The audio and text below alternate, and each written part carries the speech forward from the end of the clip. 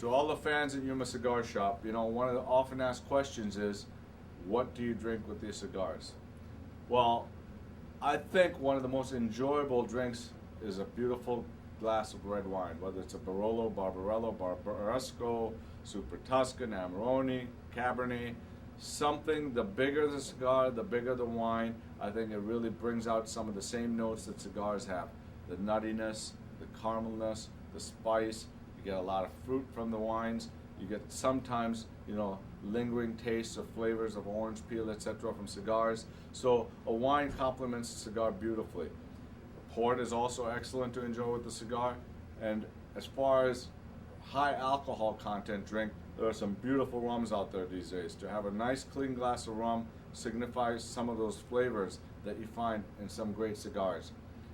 Most people often say, well, what about, you know, a scotch or a cognac? Well, one of the things I find with the cognac is the alcohol content is a little too high, it overwhelms the palate.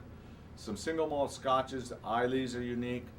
Then you have some scotches, you know, from the Highlands that also are very, very neat to smoke with the cigar. So it's really personal preference. But for me, I would probably start with a glass of red wine or a beautiful rum. Well, if I'm going to have probably going to enjoy something like a vintage 1990 or vintage 92, I probably want to drink a beautiful Pinot Noir. If I want to have a decade, I probably want to have something like a Super Tuscan or an Amarone.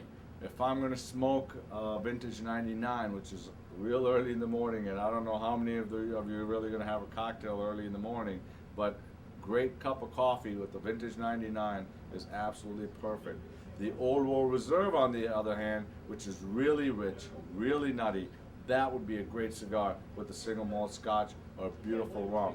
And then finally, if you try the new Patel brothers or the 1961, those are both medium to full-bodied cigars. Well, there's your chance to really go after those Islay single malts that have that real character, that spice, that saltiness, that barnyard, that nose, you know, and all that complexity, the same that is involved in making a 61 or a Patel brothers.